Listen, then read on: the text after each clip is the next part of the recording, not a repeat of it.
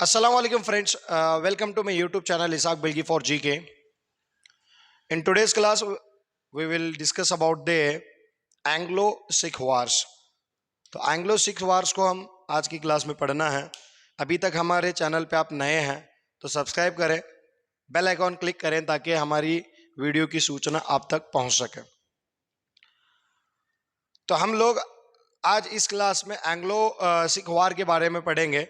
तो एंग्लो सिख वार किस किस के बीच में होती है? इससे एंग्लो सिख वार को मैं एंग्लो पंजाब वार भी कहा जाता है. कौन सा? एंग्लो पंजाब वार. मतलब जो सिखों का स्टेट है वो पंजाब है, तो ये पहले से भी वहां रहते आए हुए लोग हैं. तो ये पंजाब वाले इलाके को रूल करने वाला जो किंग था, वो किंग का नाम था रंजीत सिंह. वो एक फेमस किंग था रंजीत सिंह. तो थोड़ा रंजीत सिंह के बारे में इंपॉर्टेंट पॉइंट्स यहाँ पे देखेंगे, उसके बाद में आपको समझ में आएगा कि क्या कॉन्सेप्ट था. रंजीत सिंह एक फेमस सिख किंग है, पहला वाला पॉइंट. तो एक बहुत बेहतरीन किंग था राजा रंजीत सिंह. तो राजा रंजीत सिंह बॉर्न हुए 1780 के अंदर, ठीक है. और उनके जो फादर थे, फादर का नेम था महासिंह. महासिंह इनके फादर थे. क्या थे? उन्होंने एक 12 मिसल के अंदर एक मिसल था. मिसल बोले तो क्या, एक ग्रुप है, पंजाबी ग्रुप है. 12 मिसल्स करने का, 12 मिसल करने का एक पंजाबी 12 लोगों का एक ग्रुप था. उस 12 ग्रुप के अंदर वो कौन सा ग्रुप से बिलोंग करते थे उनके फादर बोले गए तो सखर चकिया. सखर चकिया के नाम से जानती उनके फादर के ग्रुप को. तो वो उनके लीडर थे. वो सखर चकिया के लीडर थे इनके जो फादर है महासिंह. तो इनके फादर जो महासिंह थे वो राजा रंजीत सिंह की 10वीं उम्र में, राजा रंजीत सिंह 10वीं उम्र में थे तो उनके फादर का इंतकाल हुआ. आगे चलकर काबुल का एक किंग है, काबुल के किंग का नाम है जमान शाह. तो ये काबुल के किंग जमान शाह क्या कर दे, हिंदुस्तान के ऊपर हमला कर दो.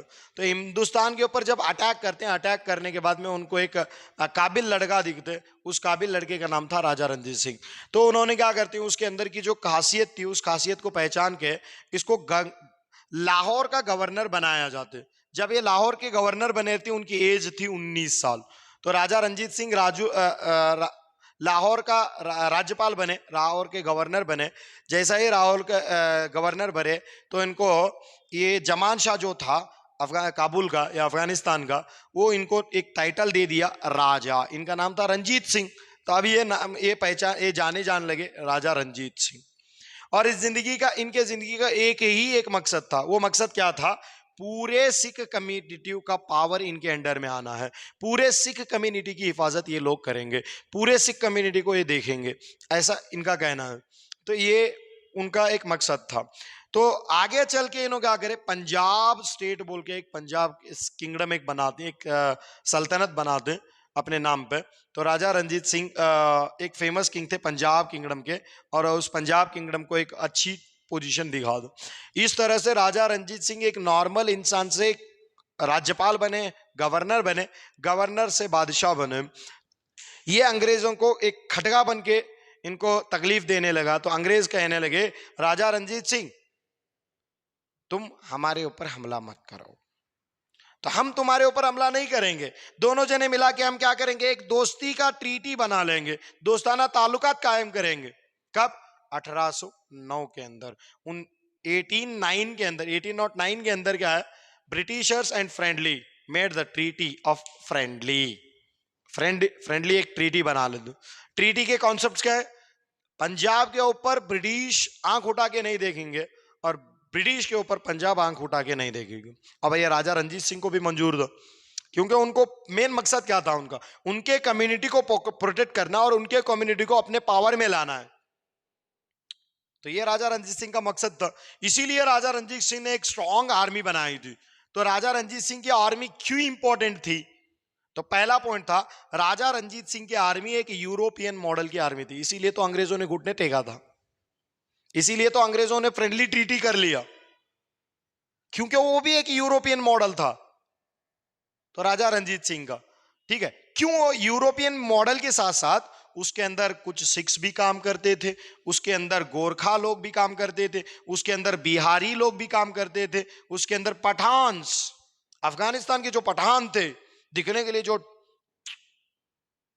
ठीक है, जुमे जो पठान न में, अफगानिस्तान का पठान, जैसा हमारे हिंदुस्तान की लड़ाई के अंदर एक अफगानिस्तान का पठान लड़ते या एक पाकिस्तान का पठान लड़ते जिसका नाम है खान अब्दुल गफार खान। तो पठान लोग हिम्मत वाले लोग होते थे, पठान वाले लोग, जैसा सिख, जैसा सरदार होता है, जैसा सिख ताकतवर होता है, उसी तरह पठान भी ताकतवर होते थे उस टाइम के। तो इसीलिए खान अब्दुल गफार खान को अंग्रेजों ने कहा, खान अब्दुल गफार खान, मुसलमानों को पीछे हटने के लिए कहो आजादी के जंग से। तो खान अब्दुल गफार खान ने कहा, अगर किसी पठान के पीठ पे गोली दिखा के दिखाओ तो मैं ऑटोमेटिकली मैं आजादी के जंग से पीछे हटूंगा। तो जब 76 पठानों की लाश खंगाला गया, उसको पोस्टमार्टम करके देखा गया, तो सभी पठान सीने पे गोली खाए थे। ठीक है, ये है पठान थे। अदर मुस्लिम्स भी इनके इसमें काम करते थे, बिहारी लोग काम करते थे, गोरखा लोग काम करते थे, सिख लोग काम करते थे। तो इसीलिए इतने लोगों को लेके ये लोग पिरंगी बनाने के लिए एक अड्डा बना दो, पिरंगी का एक सेंटर बना दे, पिरंगीज बनाने के लिए एक कारखाना बना दे पिरंगीज के लिए, और कारखाने का नाम था यार्क होइया, यार्क होइया या यार्क वैया, यार्क वैया कहने का एक ये बनाते। आगे वो कहां पे बनाते बोले तो लाहौर के अंदर उनका एक सेंटर रह दो, इस सेंटर के अंदर पिरंगीज बनाने की कोशिश करते राजा रणजीत सिंह और उसकी आर्मी। एक चीज याद रखो, ये आर्मी के बारे में क्यों पढ़ा रहे हैं सर हमें, हमें 10th वाले हैं या हम जीपीएससी वालों को तो बहुत इंपॉर्टेंट है, एचएससी वालों को तो बहुत इंपॉर्टेंट है, 10th वाले मत सोचो कि ये चीज नहीं है, यही चीज आगे जाके रीजन बनती है। वहां पर देखो, थोड़ा इत्मीनान सबर रख के देखते जाओ, ठीक है। आगे देखो, इसके अंदर हिंदू भी शामिल रहते, इसके अंदर मुस्लिम भी शामिल रहते, हिंदू और मुस्लिम के बहुत सारे काबिल अफसर को, बहुत सारे काबिल लोगों को अपने आर्मी में जगह दिए थे राजा रणजीत सिंह। लेकिन सडनली एक काम हो जाता, यहां से ब्रिटिश अपनी पहली आंग्लो मैसूर की, आंग्लो जो सिख जंग थी वो करने की कोशिश कर दें। क्यों करती कर बोलेगे तो 1839 के अंदर 1839 में राजा रणजीत सिंह की मौत होती है। राजा रणजीत सिंह के मौत के बाद में कौन पावर को आती है, उसके बेटे दुलीप सिंह। और ये दुलीप सिंह को याद रखो एचएसटीआर वालों, जो कोहिनूर का हीरा था, उस कोहिनूर के हीरे को डलहौजी को देने वाला इंसान या ब्रिटिश एम्पायर को पहुंचाने वाला इंसान राजा दुलीप सिंह था। बाप बहुत काबिल इंसान था लेकिन बेटा कमजोर था, राजा दुलीप सिंह। समझ में आ रहा है सर? ये कोहिनूर का हीरा कहां से आया था? तो कोहिनूर का हीरा पहले काकतिया डायनेस्टी के अंदर था, वारंगल की जो काकतिया डायनेस्टी जो तेलंगाना की, उनके अंदर था। वहां पे मलिक काफूर अटैक किया, मलिक काफूर अटैक करके उसको लेके अलाउद्दीन खिलजी के दरबार ले गया, तो वो दिल्ली दरबार में रहने लगा। मुगल से उसको छीन के किसने लिया था? तो मुगल से उसको छीन के राजा रणजीत सिंह ने लिया था। तो राजा रणजीत सिंह का बेटा दुलीप सिंह उसको ब्रिटिश तक पहुंचाते, और ब्रिटिश अभी भी उनके म्यूजियम में उसे रखे हुए हैं। तो ये कहानी है। तो अब ये कहानी यहाँ एंग्लो सिख वार के लिए क्या रीजन बनते सर? पहला चीज फर्स्ट क्या था? राजा रंजीत सिंह की मौत। राजा रंजीत सिंह वाज डाइड,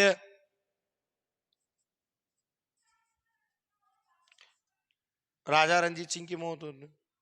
तो राजा रंजीत सिंह की मौत होती तो 1809 में जो फ्रेंडली ट्रीटी करे थे, वो फ्रेंडली ट्रीटी को ब्रिटिश तोड़ते हैं। जो दोस्ताना ताल्लुकात थे उसको तोड़ने, ना रहेगी बांस, ना बजेगी बांसुरी, ना रहेगा राजा, ना रहेगा रंजीत सिंह, ना रहेंगी ट्रीटी। दुलीप सिंह को क्या पता हम बात करें सो।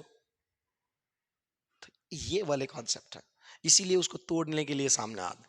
लेकिन साहेब अभी सुनो, यहाँ पे हिंदूज भी हैं, यहाँ पे मुस्लिम्स भी हैं, यहाँ पे पठान्स भी हैं, यहाँ बिहारीज भी हैं, यहाँ सिक्कीज भी हैं, यहाँ गोरखाज भी हैं। ये लोग क्या बोलते हैं? दुलीप सिंह को बोलते हैं ये तुम्हारे बाप के साथ गद्दारी कर रहा, तुम्हारे बाप के इंतकाल के बाद में ये गद्दारी करने लगे। तो इसीलिए तो तुम पढ़े हो ना, जब अंग्रेज की आर्मी इनके ऊपर अटैक करते उस टाइम में कौन, हार्डिंज जो सेकंड था वो वाइसराय था, हार्डिंज सेकंड तो वाइसराय था। इसके जमाने में पंजाब को कैप्चर करने की कोशिश की ब्रिटिश आर्मी ने। तो राजा रंजीत सिंह की जो आर्मी थी जो काबिल आर्मी थी वो छोड़ी नहीं। कौन है वहां पे? तुमने को 10th की बुक में क्या दिए? हिंदू, मुस्लिम, सिख्स, ये सब लोग मिला के लड़े बोल गए। हिंदू, मुस्लिम, सिख, ईसाई, पठान, सब बिहारी, गोरखा, सिख्स, ये सब लोग मिलके लड़ते। लेकिन कुछ गद्दारों की वजह से, सम ट्रेटर्स, कौन? ट्रेटर्स, कुछ गद्दार लोगों की वजह से ये जंग हार जाता। दुलीप सिंह तो वैसे ही कमजोर था, उनको ताकत बनाए रहती, हिंदू मुस्लिम ये सब लोग मिला के उनको ताकत बढ़ाए रहते, लेकिन चंद गद्दारों की वजह से अंग्रेज जीत जाते। तो अंग्रेज जीतने से क्या हुआ सर? तो अंग्रेज जीतने के बाद में लाहौर ट्रीटी होती। कौन सी ट्रीटी होती? लाहौर एग्रीमेंट होती, लाहौर का मुआहिदा होता। इस लाहौर के मुआहिदे के तहत क्या होता है? ब्रिटिश का एक रेसिडेंट पंजाब कोर्ट में रखा जाता। रेसिडेंट, कौन सा डेंट? रेसिडेंट, ब्रिटिश का एक रेसिडेंट पंजाब के कोर्ट में रखा जाता। तो यही तो मेन कहानी है। तो अंग्रेज क्या करते थे? किसी भी दरबार के अंदर पहले क्या करते थे? घुसना उनका कॉन्सेप्ट था। जब वो घुसते थे अंदर जाके, जब अंदर उनके पास में रहते थे, उनके राज चुराते थे। उनके राज चुरा के ऐसा मारते थे कि इनको कहीं पे भी फनक नहीं लगती थी। समझ में आया कि नहीं? ये कहानी है फर्स्ट एंग्लो सिख जंग की। अब चलो सिख, एंग्लो सिख सेकेंड जंग क्या क्या है मामला? तो एंग्लो सेकेंड सिख जंग में क्या क्या होता है? तो एंग्लो सेकेंड सिख जंग में सेम कॉन्सेप्ट है। 1848 के अंदर लॉर्ड डलहौजी आते। कौन आते? लॉर्ड डलहौजी। तो ये लॉर्ड डलहौजी क्या सोचता है? दुलीप सिंह के तो कोई बच्चे नहीं है, मारो इन लोगों को। डायरेक्ट रूल करने की ख्वाहिश करते। किसको डायरेक्ट रूल? किसको डायरेक्ट रूल करने की कोशिश ख्वाहिश रखते? पंजाब को। पंजाब को ब्रिटिश एम्पायर में मिलाने की कोशिश करता। कितना, वाह भाई वाह, कितना मजा है ये वाला। ठीक है, डायरेक्ट रूल करने की कोशिश करते तो इनकी आर्मी खामोश नहीं बैठते, इनकी आर्मी सामने आती मारने के लिए सब लोग। फिर हिंदू मुस्लिम आते, लेकिन इस बार यहां दो लीडर सामने आते। दो लीडर कौन कौन? एक लाहौर के अंदर है लीडर, एक कौन है? एक लाहौर में लीडर आते, एक मुल्तान में। तो लाहौर के अंदर लीडर कौन थे? चट्टार सिंह अट्ठारी वाला, चट्टार सिंह अट्ठारी वाला। और मुल्तान के अंदर मूल राज कौन थे? मूल राज। लाहौर के अंदर चट्टारी सिंह अट्ठारी वाला, मुल्तान के अंदर मूल राज। इतने सब लोग पार्टिसिपेट करके इनको हराने की कोशिश कर रहे हैं ब्रिटिश। फिर भी ब्रिटिशर्स ने क्या किया? Divide and rule policy. Divide and rule policy लेके चट्टार सिंह अट्ठार वाला को भी मारा जाता है और मुल्तान के मूल राज को भी मारा जाता है। उनको डिफीट करके पंजाब को सीधा अपने डायरेक्शन में, पंजाब किसके अंदर आ गया अब? पंजाब ब्रिटिश के रूल में आ दो। किसके रूल में आ दे? पंजाब के ब्रिटिश के रूल में आ दो। वहां का जो रेसिडेंस था वो रेसिडेंस को कैंसिल किया जा दो, पंजाब के अंदर रूल कंटिन्यू करते ब्रिटिश गवर्नमेंट अपनी। तो कितना आसान है। यहाँ पे इंपॉर्टेंट पॉइंट क्या है? लाहौर ट्रीटी है, फ्रेंडली ट्रीटी है, राजा रंजीत सिंह की मौत है, उसकी आर्मी कितनी इंपॉर्टेंट थी। तो ये एंग्लो सिख वार थे। एंग्लो सिख वार दो ही होते, शॉर्ट होते, लेकिन बहुत सारा कॉन्सेप्ट है। अगर राजा रंजीत सिंह को नहीं समझेंगे तो ये दो कॉन्सेप्ट भी नहीं समझ में आएंगे। तो राजा रंजीत सिंह को क्यों समझना है? उन्हें कितना कि एबल किंग था जिसके सामने कौन घुटने टेक रहे थे? ब्रिटिशर्स घुटने टेक रहे थे, और वो भी ट्रीटी कर रहे थे, क्योंकि उनको पता था कि इसको हरा नहीं सकता। तो यही तो किया सभी लोगों के साथ वो लोग। मराठास के साथ भी क्या किया? तो उन्हीं के अंदर का जो इंसान था रघुनाथ राव, उसको इस्तेमाल करके मराठा को हराया। टीपू सुल्तान के दरबार में जो जो थे, उनके मंत्री, उनके कमांडर जितने भी थे, उनका ही मदद लेके टीपू सुल्तान को मारा गया। तो यही तो ब्रिटिश का छल कपट था। ब्रिटिश कभी भी जब काबिलियत इंसानों के सामने झुकते थे काबिलियत नहीं रहती तो सीधा उसका रास्ता बना दे दो कैप्चर करने की। और कुछ काबिल किंग को सताया भी है, कुछ काबिल किंग के साथ जंग भी किया है। तो ये कब कब हुई ये भी देख लो। 1845 से 46 तक पहली एंग्लो सिख वार होती, और 1848 के अंदर क्या है, दूसरी एंग्लो सिख वार होती। तो एंग्लो सिख वार के बारे में ये शॉर्ट टाइम है और ये शॉर्ट लेसन है, या तो शॉर्ट कॉन्सेप्ट है, और इसी शॉर्ट वीडियो में उसको बताया गया।